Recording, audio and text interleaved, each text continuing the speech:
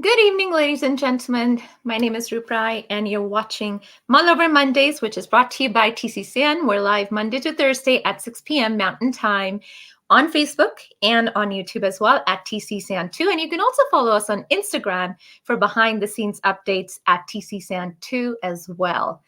All right, my guest for today is Professor Michael Hawley. He's a professor at Mull University here in Calgary in the Faculty of Humanities, and he is also leading a project called the Alberta Sikh History Project that documents the patterns of Sikh migration and settlement in Alberta, dating back to the early 1900s.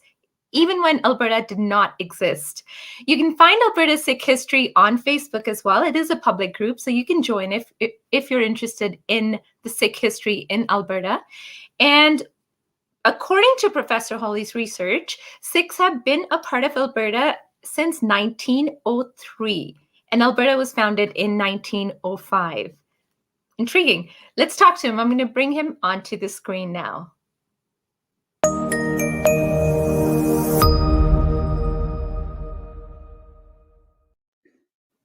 And there he is. Hi. Hi, how are you? I'm doing quite all right. How are you doing? I'm doing very well. And I can see you're doing quite all right. Last time I saw you, you didn't have a beard, and now you have a beard. Yeah, well, it's almost at the rolling stage now, so that's good. Thank you so much for the invitation to come on this. I'm really excited to do this. No, thank you so much for making the time. All right, so let's start with the Alberta Sikh History Project. In an interview, in regards to that project, you had said that I think it's really important that people recognize themselves in history. Why do you think that's important? Oh, it's absolutely huge. I mean, I'm sure you're going to get sociologists and psychologists who will tell you that the way in which we become human is by interacting with other people. But to be included, to be represented, and to be recognized really entails a person's full inclusion in society, in a country, in a province. It tells people that they belong, that they can participate. It simply reflects the realities of society. And when we start looking at questions about representation and recognition, this can take a whole bunch of different forms. I think they're all really important. So for example, some of the conversations that have been going on with Black Lives Matter and similar sort of movements is the importance of teaching Black history in schools. Right now, it's not really any great extent, and it needs to be included so that people can start to see themselves in what they're learning from a very, very early age. I'm hopefully going to be doing that with some of my own research and try to get some of Sikh history in Alberta integrated into a little bit of the curriculum. I hope that's a long-term goal. But places such as law is another way that people can be recognized. And I think the first thing that comes to mind perhaps is the law recognizing Sikh collective rights to wear the turban or to carry the kirpan with certain small limitations. But that's a way of recognizing the diversity within the country. Small acts of recognition in the public sphere. So this isn't in Alberta, but in Vancouver, for any of your listeners who walk downtown Vancouver, down by Cole Harbour, you'll have the Komagata Maru exhibit there, where it will mark sort of some of Sikh history and Hindu and Muslim history that people very often forget, because there were also Muslims and Hindus on this ill-fated ship as well. Those sorts of things are important. Sorry to interrupt. So why do you, so for me, if I'm in school and if I'm reading about Sikh history or reading about people who look like me in the history books, right, how do you think it impacts a student, or how do you think it impacts a society in general to have these parts of history included in the history that is being taught or in the public sphere? Oh, I think it makes all the difference, and of course, my children are reflected in these histories. But to have someone look like you and learn about it as part that everybody gets to learn about. You're just not learning about it at home, but you're learning about it in a classroom where everybody gets to learn about who you are and what your background is and what you bring and what you're like and those sorts of things. So you're very much represented, I said, but you're also included. You participate, you belong, right? And it really just sort of integrates people's stories and people's personalities into the curriculum. Yeah, I think the sense of belonging that you speak of, I think that's very important. And I've heard you repeatedly say that Alberta, the Sikhs in Alberta, at least, and this was in early 1900s, Yeah. referring to them as immigrants may not be a very correct way of referring, because they have been the founders and builders of Alberta as much as anyone else. So, because I've heard you say that. So can you speak a little bit to that as Yeah, well? I think the thing that I keep repeating is that Sikhs and South Asians generally have been in Alberta since before Alberta was Alberta. The earliest documented evidence that we have of Sikhs in Alberta date from 1903 in the Crow's Nest Pass. Alberta didn't become a province until 1905.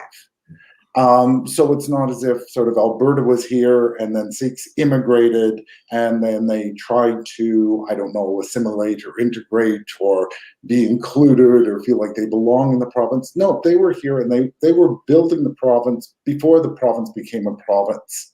So they're here from the beginning. So the Sikh story is very much an Alberta story. It's not as if there's Alberta, and then we're going to, on the side, we're going to talk about Sikhs. So we're going to talk about Muslims. And by the way, Muslims have been in the province since at least 1901. The first Muslims to came through actually with then Prince George and Princess Mary, who became King George and Queen Mary, in 1901. And there's actually a photograph of Muslims in turbans tied in a Muslim style in Banff on one of the Banff walkways in tours of Banff City, Banff town site. So Muslims have been here. Hindus as well have been here since the earliest years as well. And so when we start talking in that way, to talk about these groups as migrants really sort of mischaracterizes what's going on here. They're builders, they're founders, and if we sort of reverse that narrative, change that narrative, it gets us to start thinking a little bit differently about who we are as a province or as a nation. Another thing it does, if you start looking at these sorts of things, is it starts to break down stereotypes, right, and gets you to look a little bit more closely at people's histories. I mean, there's so much I could say about this one. It's yeah. So when you speak of Muslims and you speak of Hindus, when were the first Muslim, you said it was 1901? Where did they migrate from?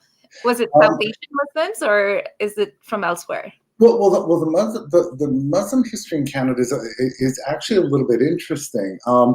The group that I refer to were five Muslims who were part of the security detail for Prince George and Princess Mary when they came on a royal tour in 1901. But the first Sikhs in Canada came actually in the 1860s, 1870s, and they were primarily in Ontario.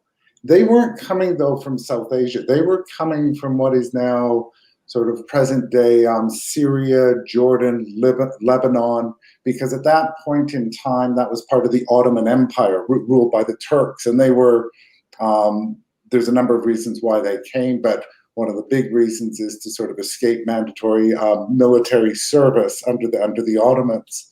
And so some came to Canada, and some actually made their way to Alberta, where they worked on railroads, building the grain elevators across the province. So they have been here, Muslims have been here for over 150 years. So they have a very long history. Oh, wow. And what about Black Canadians?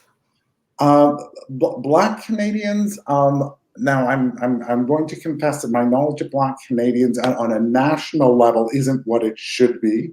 Certainly there have been Black Canadians out east in Nova Scotia, New Brunswick, that are for much longer than out here. But the major migration of Blacks into Alberta comes in about 1908, 1909, 1910, of Blacks traveling up from the area of Oklahoma with the promise of lots of land and people looking for homesteads, and it attracted a number of migrants from Oklahoma. Those Blacks, when they got here, and some of our listeners may recall people like John Ware, for example, the famous Southern Alberta black cowboy. He was sort of part of this family, or these families that came up from Oklahoma. But many of them actually settled in and around the region of Edmonton, in small little towns, Athabasca, a little place called Campsie, another place called Breton. And they have been, so Blacks have been a part of Alberta history as well since right at the beginning of the province's history. And there's sorry, can I go? This yeah. You're gonna get me on a roll here. Yeah. There's a really neat crossover, actually. Yeah, I was gonna say that because I remember reading on your page that there was a lot of intermarriages between South Asians and Black people, like both communities. There was a lot of crossover there. Oh yeah, no, absolutely, and I wouldn't say a lot, but there's probably 3 or 4 marriages that took place in the 1920s, 19-teens between early Sikh migrants and members of the Black community, and even some of the most well-known Sikh pioneers in the province married into Black families. Some of the listeners here might be familiar with Sohan Singh Bullar. Sohan Singh Bullar has a park named after him in Edmonton, in Millwoods. He married a woman from, I believe, Mississippi, whose name was Effie Jones. And they lived in Edmonton or around the Edmonton area right up until the late 1960s. And unfortunately, they both passed at about that time. But their family is still very much here in the province. They're spread out into Vancouver and Victoria as well. But that's what you get when you start studying immigrant groups, is you start to see the connection between them. And all of these untold stories, all of these connections, and all of these lives start to converge in a way that you never would have known unless you were sort of studying history that isn't written. So we can learn so much about ourselves as a province by studying what we might think to be, it's just a small group that came in. They're actually a big part of the history. And you fell into studying Sikh history just by chance, right? Or was this calculated? I backed my way into it so badly. I actually did my PhD at the University of Calgary in, of all things, modern Hindu philosophy. And about the same year that I graduated, I was actually asked to teach a course on the Sikhs. And with much sort of trepidation, I decided to do it. And it was an off-campus course. It was held up at COSO, the Council of Sikh Organizations, or up in the strip mall behind where the old IKEA was. Yes. Yeah, that's where the class was. I taught it there, I think, in 2003, and I actually never looked back. I don't think I did a lot of Hindu-related stuff after that. I just fell in love with the subject matter. I fell in love with the history. I thought it was fabulous. But coming from Hindu training and philosophical training and historical training. It gave me a different perspective on Sikh history and that sort of thing. So it worked out quite well. So it's often said that those in power, they write the history. In Alberta's history that you've been studying, what else do you think have been missed? Oh dear, what's been missed? Everything. There's how to answer this question? There's kind of a what has been missed. And some of the what that's been missed is sort of the stuff that I was talking about earlier about the connections between groups that we might not always notice. So for example, if we look at Muslim history in Alberta, Muslims started coming to Alberta as early as probably the 1920s. As I said, they worked on railways, building grain elevators, until they could get enough money. And they became peddlers and traders, and they actually made their way northwards to northern Alberta.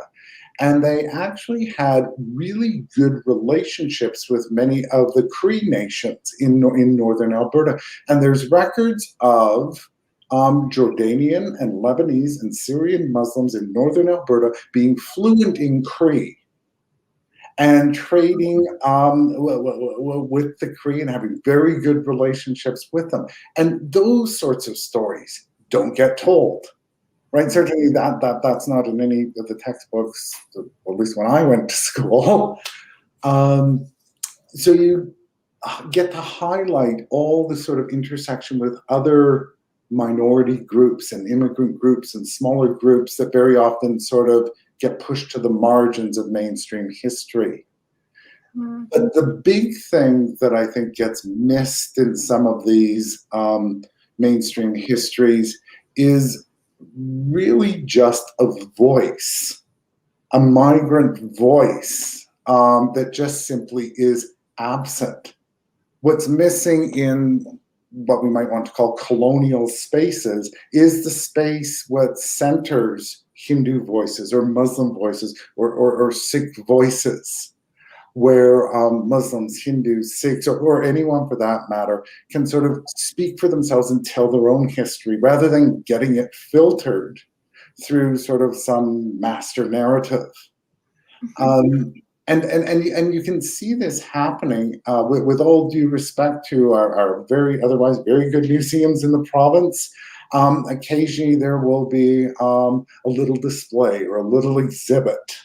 You see this at the military museum with Sikhs in World War I, or you see it at the Glenbow Museum with the Art of Asia, right? It's sort of a side exhibit. It's not part of the main story.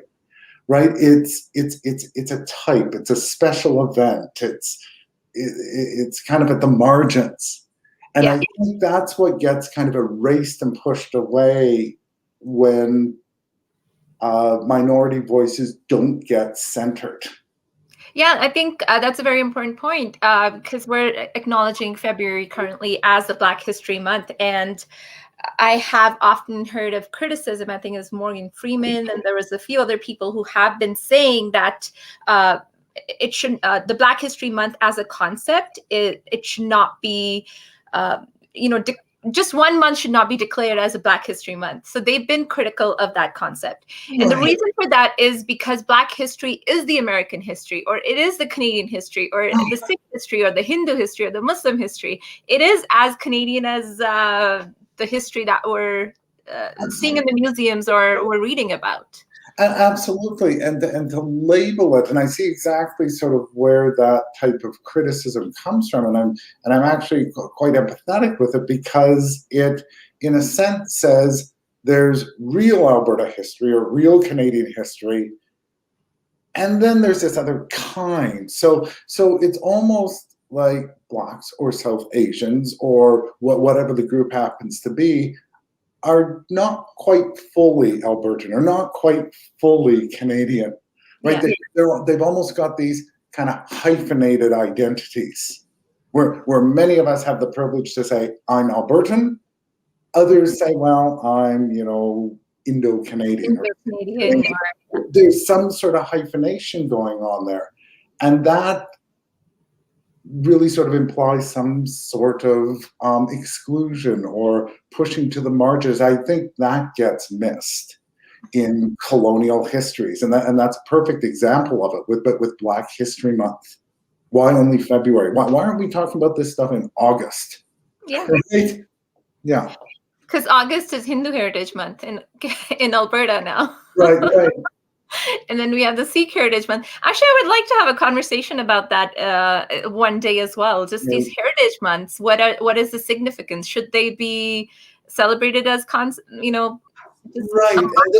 dedicated to Sikh heritage? Yeah, and this is sort of goes back to what we were talking about right at the very beginning with the importance of recognition and visibility. I think things like, Hindu Heritage Month, Sikh Heritage Month, Black Heritage Month, they do that important task of recognizing groups that are traditionally at the margins. But at the same time, by doing it, you're affirming the fact that they're at the margins. Exactly. Right? Perhaps we're normalizing it. Perhaps over time, maybe 50 years from now, we would not need a Sikh Heritage Month. Let's just hope so. Right, and more broadly, I mean, I've heard very, very sort of similar types of criticisms made about multiculturalism. Multiculturalism is great because it recognizes all this sort of diversity and plurality and different ways of dressing and food and eating and languages, et cetera, et cetera. But at the same time, you can't have multiculturalism without sort of something that it differs from. And what it differs from is this stuff that is taken as objective, that sort of white colonizer history, right? So it sort of cuts the same way, right? Yeah, we have a show on our channel here on Wednesdays where we talk to Gen Z. Gen Z, I think, is born 98 to 2000. 2010, I think that age group, they're in high school and university right now. And they're speaking about wearing ethnic clothes here in Canada. And they're having this conversation on Wednesday, this coming Wednesday. And I was talking to them yesterday, and it came up that we were talking about wearing ethnic clothes in school and university, and none of them were comfortable doing that. And we also spoke about wearing ethnic clothes to, let's say, a job interview. And again, none of them was comfortable. And I have been thinking about it. Like, if I wore an Indian outfit to go to a job interview, would that be considered professional, or it is an ethnic costume? Exactly. We haven't reached that stage yet where me wearing a Punjabi suit would be considered, okay, she's well dressed and she's decently dressed. She's dressed professionally. So it hasn't yet reached there. No, and I think you raise an absolutely great point, because that sort of dress is very often labeled ethnic and other, whereas what we're wearing now it's neutral. Yes. Well, what we're wearing now is just as ethnic as anything else. Yeah, right? Exactly. Yeah, but it's what gets labeled a particular way that really tips the power in favor of some and marginalizes others, right? Now, I found that conversation very insightful and intriguing, and I look forward to see what they have to say on Wednesday. But yes, like that thought, I think it resonated with me quite a bit. It's like, yes, we are in a multicultural Canada, but what value is multiculturalism really bringing to the table if I can't even wear my clothes and, feel comfortable? Yeah, and this is something actually that I'm speaking with, I'm teaching a class on global Hinduism as well as one on global Sikhism this term. And one of the things that we talk about is sort of these dual or multiple identities or ways of thinking about ourselves. This idea of feeling very comfortable in two cultures, but really belonging to neither at the same time. You're kind of in this weird third space. Right, where you might wear the suits at home, but you're not going to go out that way, because then it turns into something ethnic. So there's something, it's interesting. Yeah, that's why we started this the Canadian South Asian Network as well, because I felt that our South Asian voices were not being heard clearly on the mainstream platform. And then there are people like myself who may not speak Punjabi. Well, I speak Punjabi, but I'm not that fluent in Punjabi, or the conversation I want to have in a language that I grew up speaking. I want to talk about Diwali. I want to talk about Sikhs. I want to talk about the topics that interest me, but I want to speak in a language that that I'm comfortable in. So we don't have a platform like that here in Canada. So I figured, okay, let's, I am at home right now and we have COVID. A blessing right now for me. I don't know, in a way, that it turned out that I really wanted to do this for a very long time. So COVID kind of turned out a blessing for me that, hey, you have the time now, get on a computer, turn on the webcam, and we can have these conversations. I think there is space for it. There is room for it. And this is what we need to be doing going forward. Oh, and I think you're absolutely right, because that's the other thing, of course, that when we're talking about immigrants, migration, builders, founders, these various communities, is that very often we lump people into these groups, not recognizing that there's multiple generations. Oh, yeah. And the idea that, when we talk about so-called migrant communities, are you still an immigrant if you're second generation? If you're third generation? How far down the line do you have to go before you're no longer considered part of an immigrant group? And I mean, just in Calgary here, we have a Sikh family who now is sixth generation Canadian. Well, Calgarian, actually, sixth generation Calgarian. My family, I'm first generation. Who's the immigrant? Right? Who's the immigrant and who's the Albertan? Right? It sort of flips it on its head. But that idea of addressing younger generations, the generations that are born here, generations whose first language may not be Hindi or Punjabi or whatever it happens to be, that's also something that has to kind of get negotiated. Right? And it's sometimes that's a terrifying option for some of the older generation, because language is very bound up with culture, right? And to lose the language, you lose the culture, and next thing you know, you're going to be wearing jeans, and the next thing you know, you're going to be partying, and then the slippery slope, right? Actually, that's a question for you. You already answered the next question I had for you, but when you're interacting with a lot of these families that are sixth generation, seventh generation Canadians right now, do you see any, when you interact with them, do you see that they're speaking Punjabi, or are they living the life of an immigrant? Do they, think that they're immigrants, or what do you think? What I have done in the past is very often that's part of the interview process. If I'm doing sort of a formal interview with them, is I ask them how they see themselves, how they talk about themselves. And of course, people will answer that differently depending on who they're talking to. If they're talking to me, they might answer it one way. If they're talking to friends or other South Asians, they're going to answer it differently. But it really varies from really person to person. I interviewed a 93-year-old Sikh fellow in Ladner, British Columbia, who came here when he was 7 years old, back in 1932. He does not know Punjabi, though everyone assumes that he does just simply because of his age. I see some younger generation sort of turning away from culture and religions, and others with a real sort of thirst to know about their own history and their own tradition. So you will get first generation, the Babajis, Bibijis, who are very much sort of entrenched in tradition. The second generation who have sort of cut their ties. But by third and fourth generation, you have this real thirst to know something about heritage, about history. And so for that reason, it's actually not surprisingly that the vast majority of students in my Sikhism class are Punjabis, wanting to know a little bit about their own tradition and own history.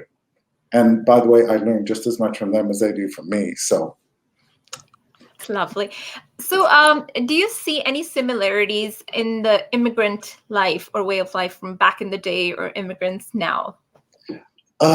There's, you know, there's actually a lot of similarities, and I won't sort of list a whole bunch of specific examples, but there's, I think, right from the time of the first arrival of South Asians into Canada, there's always been sort of that question about being in two places, both here and there, and here, home and away. That sort of thinking has always been a part of the experience. How do you keep that connection with home? How do you keep that connection with family? What's your relationship with home? What does home mean? Do you now have two homes? I think that's been part of the migrant experience, and still is today. The idea of plural identities that we were talking about last time, how to fit in, how do we talk about ourselves? You mentioned the South Asian dress, and on Wednesday, people are going to be talking about what's I like to think of as sort of cultural fusion. How do you blend, right, being Canadian with being South Asian? And for some, it's maintaining traditional items such as the Cation, I'm not pointing to mine, but and the Dastar, but wearing Western clothes. Some of it's food or language. There's always kind of this odd hybridity and trade-off and combining things. That's always been part of the process. And you can look back at photographs of Vancouver in 1910, 1915, with Sikhs walking down the street in suits and turbans. So that's a nice sort of hybrid type of identity. Or we can go out for, I don't know, chicken tikka pizza, right? Another weird sort of hybrid, right? I mean, but that's still going on. And there's also that connection, and I think this is actually really important now, that economic and that political connection with home, and all the stuff that's going on with the Kisan Morcha and this sort of thing. I mean, that's always been part of the experience. So there's lots of similarities. We have a few pictures here I'm going to bring up. 1 second. There's a Sikh family. Let me see here. It's the Bunga family of Abbotsford. Sources, South Asian Heritage website. I'm just going to quickly go through these. And the second one is Komagata Maru. Komagata Maru. I believe that's the same. That's Komagata Maru as well. But look at the way they're dressed. Yeah. Yeah, the turbans, very interesting. Like, we don't see turbans like that now. Like this gentleman in the white turban, the big turban there. Yeah, and there would be just simply different ways of tying, different styles, just as there are today. But some of these individuals would have not had a great deal of resources. You've been traveling for months. Sometimes things get a little disheveled, perhaps, or the way in which things get tied. But you'll notice that in the one picture of the Komagata Maru, everyone is in press suits. Oh, right? Okay. And the turbans, right? Which is really quite amazing. That's exactly the one. Some of those individuals may well have also been Muslim. Some may have been Hindu, because very often people connect the Komagata Maru with being a Sikh story, and it is, but it's also a Hindu story, it's a Muslim story. There were also, I believe, 2 women on board the Komagata Maru that nobody ever talks about. Right? So it's also a women's story as well. So when we start pulling at these sorts of threads, we can tell really big stories. I know that the census records of 1911, they list Hindus and Sikhs as under Sikhs. Under Hindus.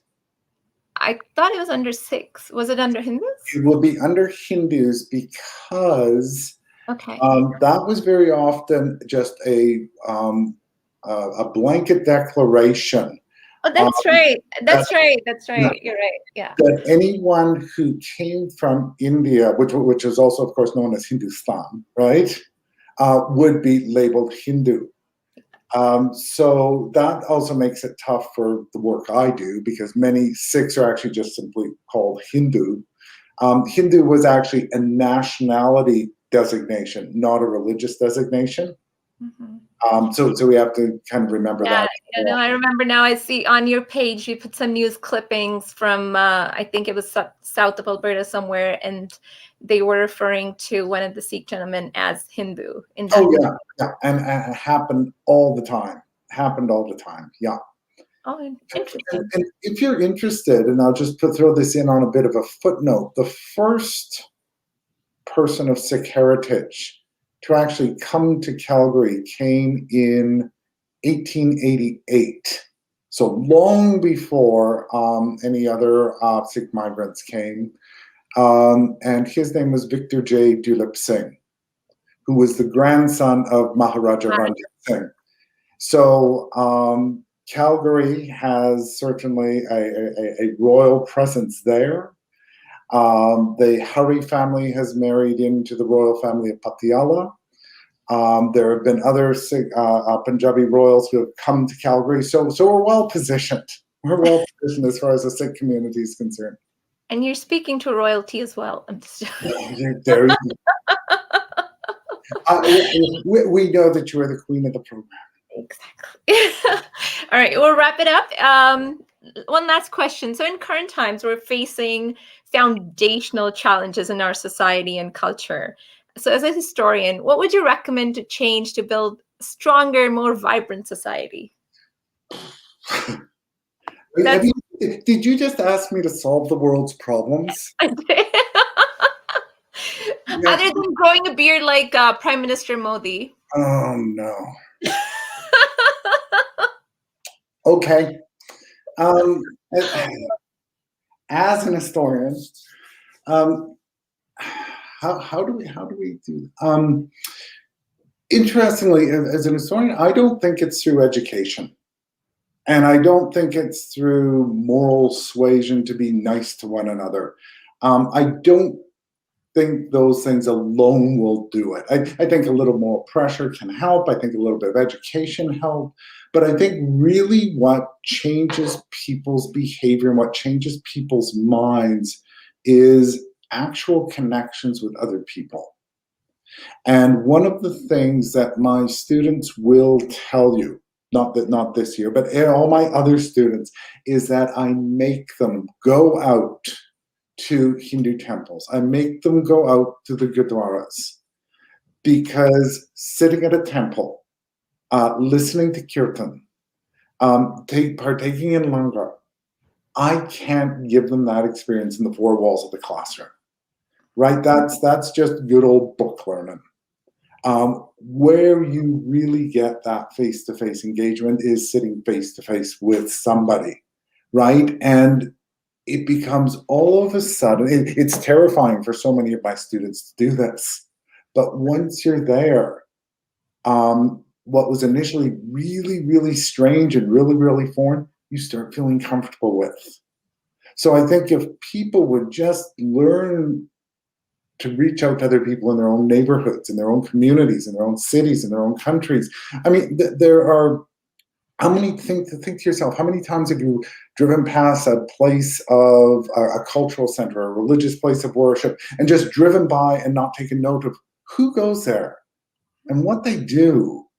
What do they believe? What do they like? Who are these people? Whoever it may be. Go. Ask questions. I have found that people are often very, very generous and hospitable when you have a genuine curiosity about learning about them. And I think it's that face-to-face interaction that's really going to do it. And makes them human as well, right? Yeah, absolutely. Stories become human stories when you actually meet them in flesh and blood. And you look at a Sikh gentleman or a Muslim woman in a hijab in a picture, but then you go meet her and you realize, okay, she's just as human as I am. Oh yeah. And she has the same vulnerabilities, same challenges, she's struggling through life just like everyone else is. Oh, So no, absolutely. And I mean, that's a perfect example. Women in the hijab. I have a Niqabi woman who I regularly call in to come and talk to my classes. And when she walks into the room, students actually go silent. And then by the end, when she starts talking about Tim Hortons coffee and rock and roll and this sort of stuff, everybody just kind of relaxes. It's like, okay, this is all right, right? But you can't get that just in the four confines of a classroom, and you certainly can't get it online. Having a human face, I think that's a very great takeaway from this conversation. Thank you so much. I really appreciate you being here today, and I'm sure we'll have more conversations going forward. If you can quickly tell me, what is the future of Alberta Sikh History Project? Yes, there's a Facebook page, but what are you doing with it, and what is the future of it? We're at kind of a turning point now after about 3 or 4 years of simply straight out data collection. We've got about probably in excess of 20,000 documents to catalog and code. We're starting right now to write biographies of Sikh pioneers and sojourners. We will have a website built and up and running, maybe not fully populated, by the end of this year. And next year will be spent building a public history exhibit so we can actually showcase some of this stuff and get it into Sikh communities, because it doesn't belong at the university, it doesn't belong at the Glenbow, it belongs in Sikh communities where Sikhs can tell their own stories.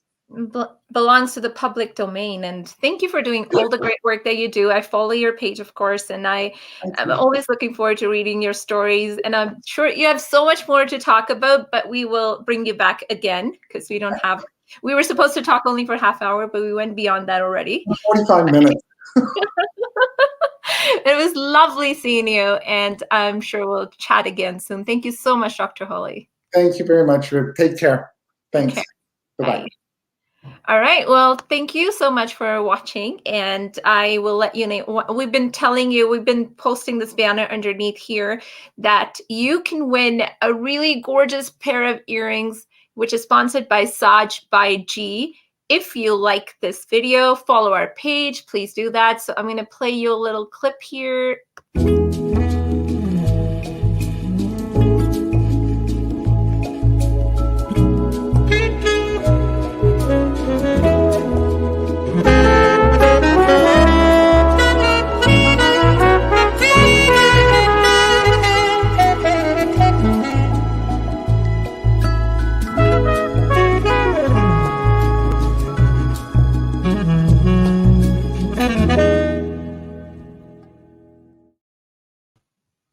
So please go to Saj by G's Instagram and their Facebook. It is at Saj by G. Please, please, please go and follow them as well. And of course, like this video. Thank you so much for joining. And I will be back tomorrow with Jasraj Hullan, MP for Islam, Calgary for Islam, and we will be talking to him about his story as a politician. Until then, you have a good night.